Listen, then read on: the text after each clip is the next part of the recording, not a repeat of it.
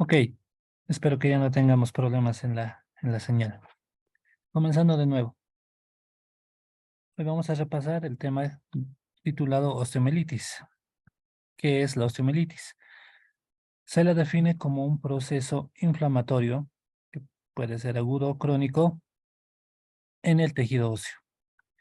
Por lo tanto, es un proceso infeccioso que bien puede estar localizado en una pequeña porción de un hueso determinado, o bien este proceso infeccioso puede diseminarse, abarcar todo el hueso o incluso contaminar a tejidos óseos vecinos. Esta patología es muy conocida a lo largo de los años por ser muy invalidante, descrita ya desde los principios eh, eh, de los primeros papiros de la medicina, ya se describía un proceso infeccioso a nivel del tejido óseo que provocaba un débito purulento abundante y que generalmente dejaba al paciente con una secuela muy invalidante. Este proceso infeccioso en el tejido óseo tiene dos tipos de clasificaciones. La primera es de acuerdo a la duración, puede ser de tres tipos, donde estaríamos hablando de una osteomielitis aguda, subaguda y otra crónica, la tercera. Más adelante describiremos cada una de estas. Otro tipo de clasificación para los osteomielitis es de acuerdo al tipo de vía de infección que se produce en el organismo. En esta podemos describir dos principales, que es la vía exógena y la vía hematógena. La vía exógena se refiere en primera instancia, a una inoculación directa. Esta se produce cuando existe una solución de continuidad dérmica que comunica directamente con el tejido óseo, más frecuentemente en las fracturas expuestas, en donde el microorganismo que proviene del medio externo se inocula directamente en el tejido óseo a través de una herida por la piel. Otro, otro tipo que corresponde a la vía exógena es la diseminación contigua. Esta se refiere a la infección del tejido óseo por un microorganismo que está causando infección en otro lugar, en otro órgano del cuerpo. Puede ser una infección pulmonar, una infección del sistema nervioso de vías urinarias, cuyo microorganismo migra hacia el tejido óseo para provocar una infección. La vía hematógena se refiere a la migración del microorganismo a través de la sangre por vía circulatoria hacia el tejido óseo, provocando generalmente un proceso infeccioso en las metáfisis, sobre todo de los huesos largos. ¿Qué entendemos por osteomielitis aguda hematógena?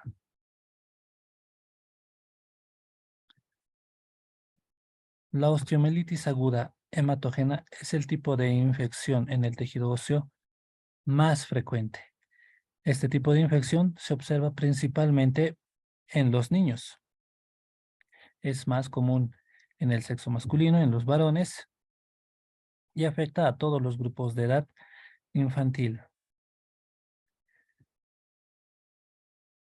El proceso infeccioso generalmente se produce por pacientes que tienen un estado inmunológico deprimido, eh, que no pueden controlar un proceso infeccioso en otra parte del organismo, y este mismo microorganismo migra hacia el conducto endomedular de un hueso largo generalmente para provocar infección. La osteomielitis aguda hematógena tiene una distribución bimodal. Generalmente afecta a niños mayores de 2 años,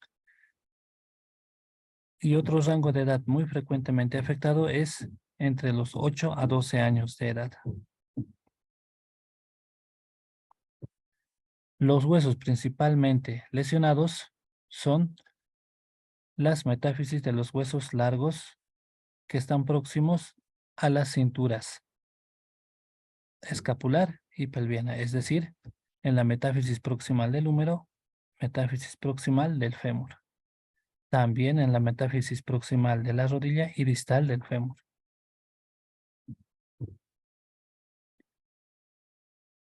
¿Cuál es la fisiopatología de este proceso infeccioso? Generalmente existe la migración del microorganismo hacia la metáfisis de los huesos largos, debido a que al tener el cartílago de crecimiento en esta localización, existe una irrigación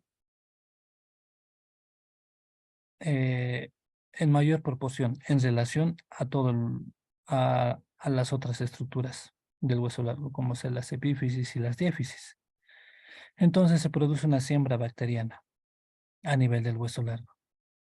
Provoca un proceso inflamatorio que conlleva a la colección de un tejido necrótico, necrosis del tejido óseo. Esta necrosis provoca la formación de abscesos, aumento de volumen, y esto provoca un aumento de presión entre el tejido, generalmente esponjoso, del tejido óseo. En caso de que esté muy cercano a lo que es la diáfisis, provoca incluso la ruptura y el adelgazamiento de las corticales de la diáfisis. Este material purulento que se colecciona y que provoca tejido óseo muerto, escapa a través de la corteza hacia el espacio subperióstico, tratando de exteriorizarse. Con el paso de los días, este proceso infeccioso, que tal vez no ha sido adecuadamente tratado, progresa hacia una osteomielitis crónica. ¿Por qué se presenta con mayor frecuencia en los niños? Debido a la presencia de la fisis, del cartílago de crecimiento, ya que debemos de tomar en cuenta que algunos de los vasos sanguíneos que se encuentran en las epífisis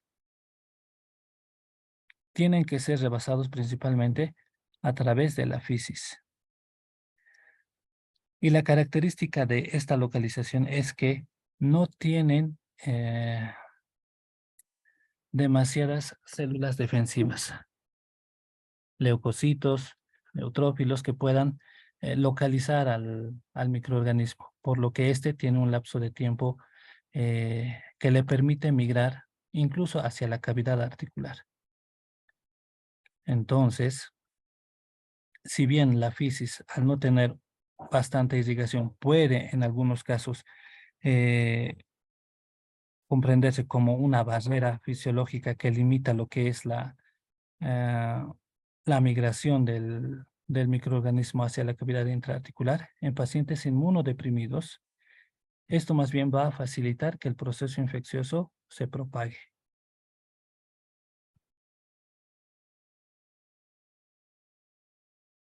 Una vez que las fisis, que los cartílagos de crecimiento cierran y el paciente ya ha terminado de desarrollarse completamente en lo que se refiere al crecimiento, la osteomielitis aguda hematógena es mucho menor. De ahí que la osteomielitis aguda hematógena es más frecuente en edades pediátricas hasta la adolescencia. ¿Cuál es el agente etiológico más frecuente que provoca osteomielitis en el cuerpo humano? En primera instancia tenemos el estafilococo aureus, que abarca en porcentaje de casos del 50 al 90%.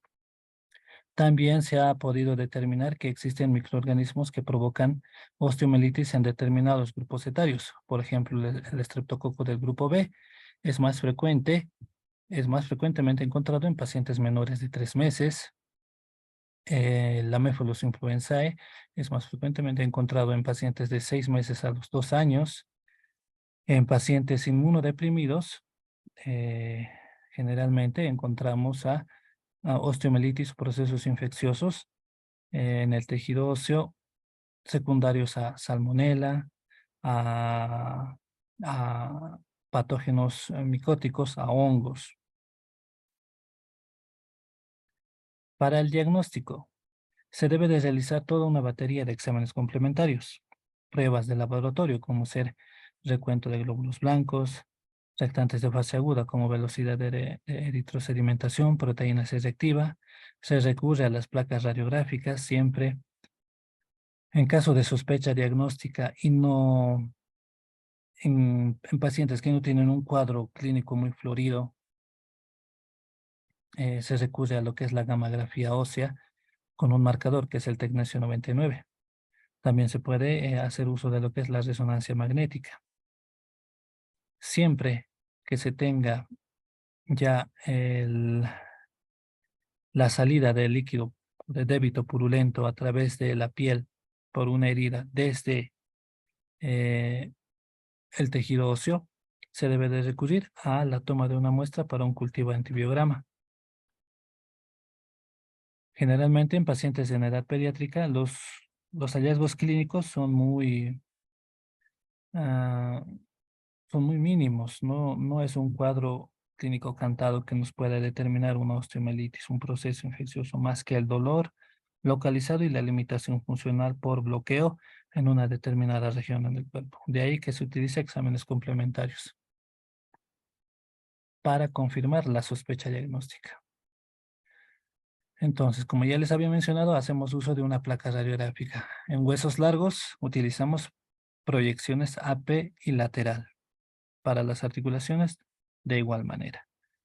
Es el gol estándar para pedir las placas radiográficas. Sin embargo, debemos de tener en cuenta de que no vamos a poder evidenciar un cambio radiográfico en pacientes que tienen un cuadro clínico menor a los 10 a 12 días de evolución.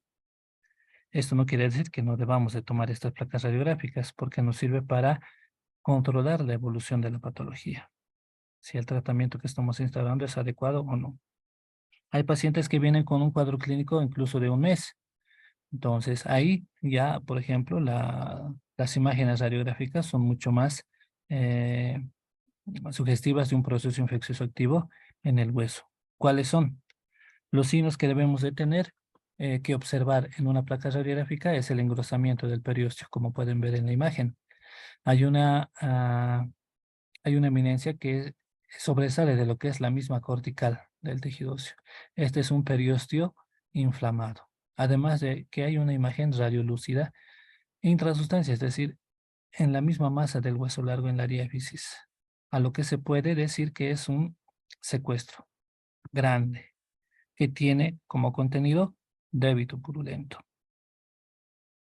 Todas estas imágenes son mm, recién visibles en la placa radiográfica a partir de las 10 a 12 días o 2 semanas, inclusive desde iniciado el cuadro clínico. En pacientes que no tienen una clínica muy llamativa de un proceso infeccioso, pero tenemos la sospecha por el antecedente, por decir un paciente inmunodeprimido que tiene bloqueo en este caso, por ejemplo, la rodilla, la cual presenta, sin embargo, datos de flujo, es como un calor localizado, se puede solicitar un examen de resonancia magnética. Esto para evaluar cambios inflamatorios tempranos a nivel de la médula ósea, el periósteo, tejidos blandos alrededor de lo que es la región afectada. Lo que les mencionaba, la gammagrafía ósea nos permite evidenciar ya, por ejemplo, la eh, actividad celular en el tejido óseo incrementado. Esto en las impresiones de las imágenes se demuestran como áreas con una mayor densidad por impregnación del contraste, que es el tecnesio 99. En este caso, por ejemplo, podemos ver que hay una mayor colección de contraste en la diáfisis del fémur y en la región distal.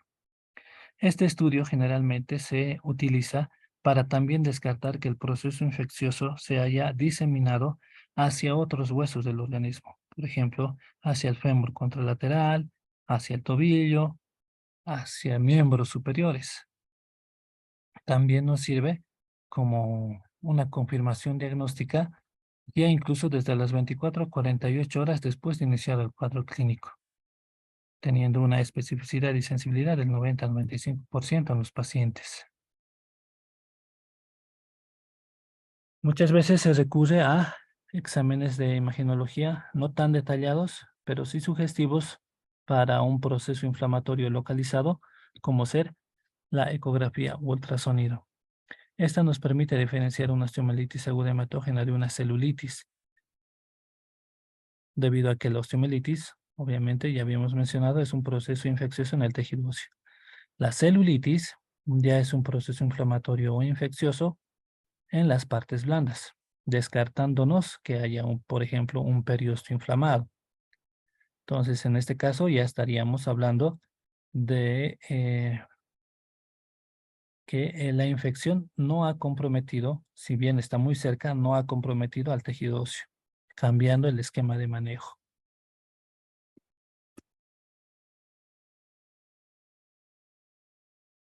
Como ya les había mencionado, en presencia de un exudado purulento activo a través de una herida de la piel que proviene directamente del tejido óseo, lo importante es tomar una muestra de cultivo antibiograma antes de iniciarle el tratamiento antibiótico.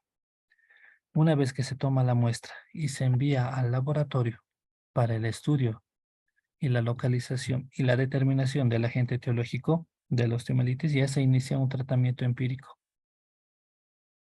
tomando en cuenta de que el agente causal más frecuente es el estafilococo aureus. ¿Cuál es el tratamiento en general que se debe de realizar en un paciente que tiene ya el diagnóstico de una osteomelitis aguda hematógena? Tiene 4 pilares fundamentales que se deben de iniciar en el paciente. El primero es el fortalecimiento del estado general del paciente. Se debe fortalecer el estado inmunitario y nutricional para que suban las defensas y que que su organismo comience a combatir con el proceso infeccioso.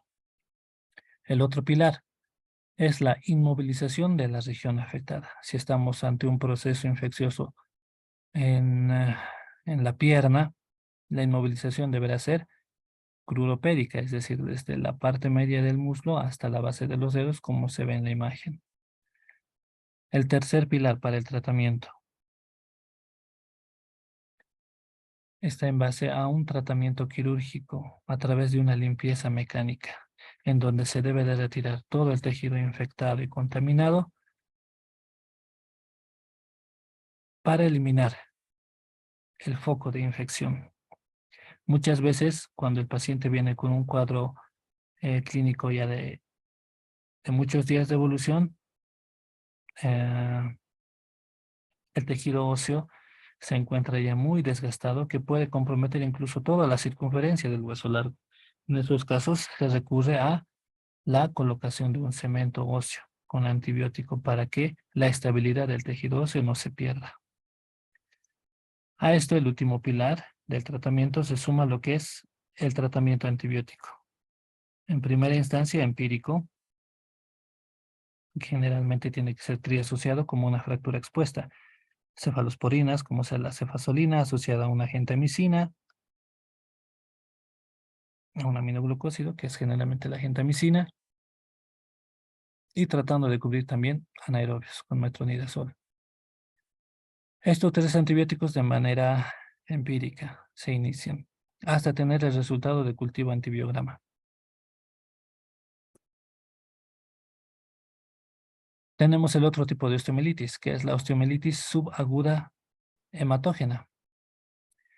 Este tipo de osteomelitis tiene un cuadro clínico muy insidioso, no es muy específico. Y esto debido a que generalmente se presenta en pacientes que tienen un estado inmunológico y nutricional adecuado, que es capaz en primera instancia de combatir con el proceso infeccioso, lo que enmascara el cuadro clínico.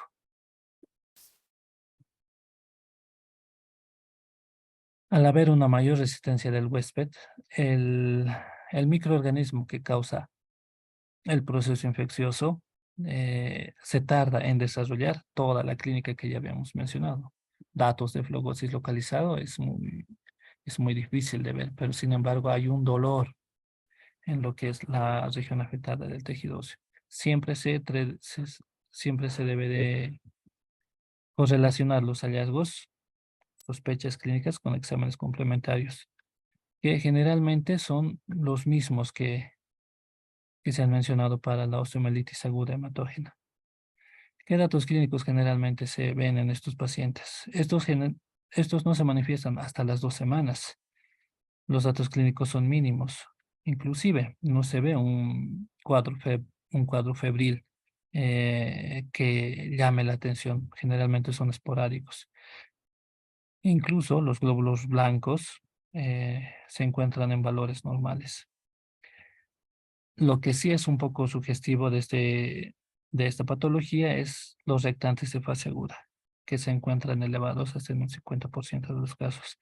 E inclusive los estudios de hemocultivo suelen ser negativos,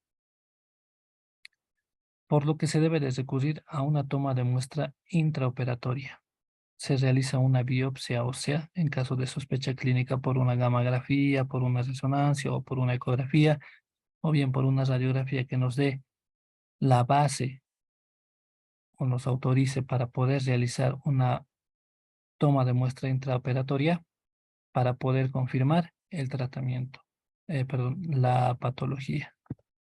Sin embargo, eh, la desventaja es de que este cultivo y antibiograma tarda en arrojar los resultados hasta 4 o 5 días después de tomada la muestra, inclusive si se lleva la muestra al laboratorio inmediatamente, por el mismo proceso al cual debe ser sometido la muestra obtenida. Una vez que se ha establecido el diagnóstico, el tratamiento tiene los mismos 4 pilares que una osteomielitis aguda: fortalecimiento del estado nutricional, inmovilización de la región afectada, limpieza mecánico-quirúrgica y los antibióticos que se deben de dar al paciente. El absceso de Brody. ¿Qué es el absceso de Brody? Es un proceso infeccioso que ocurre en los huesos largos, sobre todo en las extremidades inferiores, en los pacientes adultos jóvenes. El rango de edad generalmente es entre los 18 a 28 años. Muchos casos también se presentan antes del cierre de la fisis en donde la metáfisis se ve afectada con mayor frecuencia. Cuando ya se ha producido el cierre de la fisis, es decir, el cartílago de crecimiento, la región mayormente afectada es la metáfiso epifisiaria, es decir, migra hacia una localización más próxima a la articulación. Clínicamente, el paciente tiene un historial o refiere un dolor inespecífico, sordo, mínimo, que a veces se puede hacer eh, muy agudo, molesto, sobre todo en las horas de la noche, de larga data. Hay una hipersensibilidad en la región afectada. Radiográficamente se pueden identificar regiones líticas en las corticales, en los bordes óseos.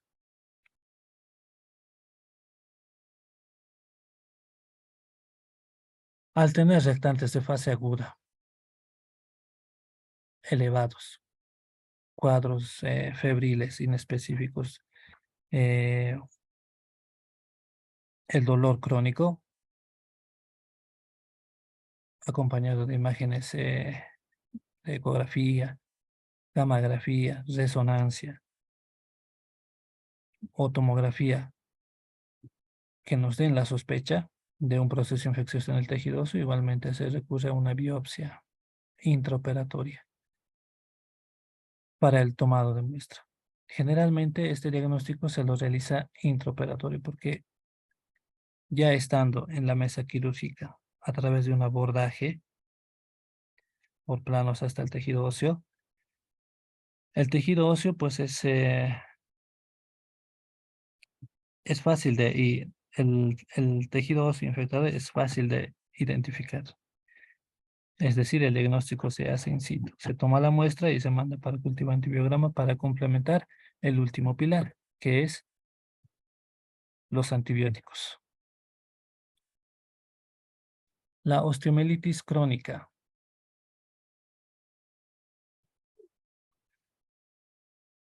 Cuando ya el paciente, después de un determinado tiempo de evolución de su enfermedad, pasadas las 4 semanas de evolución del proceso infeccioso, continúa eh, con las molestias e incluso pueden haber heridas en la piel por las cuales emanan exudado purulento, ya se denomina una osteomielitis crónica. En estos casos, generalmente la evolución, incluso la resolución del caso es muy difícil. El paciente ya queda con una secuela, porque muchas veces se ha visto de que el proceso infeccioso no se logra erradicar de manera completa, porque ya ha tomado gran parte del tejido óseo. A través de limpiezas quirúrgicas constantes se puede lograr el remitir la infección de manera parcial, de manera que no tenga actividad, en donde ya no va a haber un débito purulento activo. Más sin embargo, con el pasar de los meses, que el paciente puede estar asintomático, una torcedura, un golpe directo o la disminución de sus defensas en el organismo pueden reactivar nuevamente el proceso infeccioso. Generalmente, las secuelas radiográficas en las osteomielitis crónicas ya son más llamativas. Hay una deformidad de las corticales, engrosamiento de la circunferencia en el tejido óseo afectado, adelgazamiento de las corticales, secuestros que se pueden evidenciar en la placa radiográfica, que son las imágenes radiolúcidas, e involucros. ¿Qué es el involucro? Justamente la localización de capas y capas de tejido óseo alrededor del secuestro, lo que determina, lo que determina eh, la deformidad en el tejido óseo.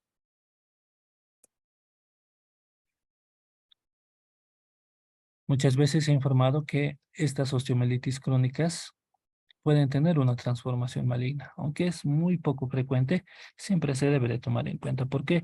Porque el tejido óseo, al haber una cortical afectada, deja mucho defecto y el proceso inflamatorio ya desmedido en algunos casos puede llegar a desarrollar un tumor. Un carcinoma de células escamosas es lo más frecuente, una neoplasia maligna que si bien es muy raro, puede presentarse, sobre todo en pacientes inmunodeprimidos cuyo proceso inflamatorio desmedido determina una actividad celular ya alterada. Por lo tanto, a los 4 pilares que se habían mencionado anteriormente para la osteomielitis, se le añaden un quinto pilar en las osteomielitis crónicas, que es, tienen un proceso de transformación maligna, que estaría basado en quimioterapia y radioterapia. Las osteomielitis crónicas tienen una clasificación que es la de Cierne y Mader, en donde se toman dos bases, una base anatómica y una base fisiológica. La base anatómica presenta 4 tipos, en donde tenemos la tipo 1, que es la medular, en donde el proceso infeccioso está principalmente localizado en el conducto endomedular. La tipo 2, que es superficial, en donde existe una superficie cortical infectada, donde se afecta en lo que es el periósteo. Hay un defecto de cobertura en el periósteo. La localizada, el secuestro que se produce, ¿qué es el secuestro? El secuestro es tejido óseo muerto. Este tejido óseo muerto está bien localizado. La tipo 3 es mínimo. El tejido óseo, a través de sus defensas, con los leucocitos, neutrófilos y linfocitos, al ser un proceso crónico, ha logrado eh, impedir que el microorganismo se disemine, dándonos la posibilidad de realizar una extirpación de este secuestro sin alterar la estabilidad del hueso largo comprometido. Y la difusa, que es la tipo 4, eh, tiene las características de las tres anteriores y se suman la inestabilidad que provoca en el tejido óseo. La clase fisiológica o la base fisiológica para esta clasificación está más relacionada al hospedero, es decir, al paciente. En la tipo A tenemos un paciente normal, inmunocompetente, con una buena vascularización local. En la tipo B hay factores locales o sistémicos que comprometen la inmunidad y la curación de esta patología. Y en la tipo C, esta es un tipo prohibitivo en donde hay una eh, morbilidad elevada. Tiene un mal pronóstico a larga data. La curación es prácticamente muy baja en este tipo de pacientes. El diagnóstico clínico, pues hay una fístula por la cual mana exudado purulento, deformidad y una herida retráctil en la piel, limitación funcional, calor localizado, el dolor generalmente es nocturno, hay atrofia muscular y de las partes blandas en la extremidad lesionada. En algunos casos también puede haber un compromiso neurológico de acuerdo a la localización en donde se encuentre la lesión. Laboratorial es lo mismo que las anteriores. Reactantes de fase aguda, exámenes complementarios de imagen. En estos casos, sí o sí es mandatorio realizar una centellografía ósea, porque al ser un proceso crónico, se debe de descartar que no haya una diseminación a otros huesos del organismo. Como ya les había mencionado, al ser un proceso crónico, la misma estructura y la forma del hueso comprometido se pierde. De ahí que se menciona de que estas enfermedades ya dejan una secuela invalidante en el paciente ya de por vida. Lo que les mencionaba, la gamografía ósea. Sobre todo para poder descartar diseminación en otros huesos en el organismo. El cultivo antibiograma es el estándar de oro, lo mismo que las anteriores. Se toma la muestra para poder determinar el microorganismo causante y así darle el antibiótico que le corresponde. Los 4 pilares del tratamiento, que es muy importante tenerlos en mente para realizar un manejo adecuado en el paciente. El tratamiento quirúrgico consiste en la secuestrectomía. Se retira el tejido óseo muerto. El secuestro es tejido óseo muerto. Se realiza el retiro se realiza la inmovilización de la región afectada, que puede ser a través de fijadores externos o en caso de que el paciente no tenga recursos económicos, a través de férulas de yeso.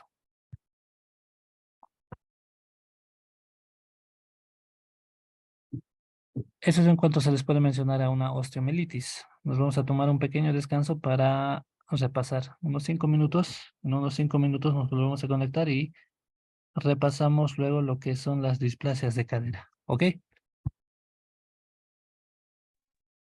Está bien, doctor. Listo, nos vemos en 5 minutos.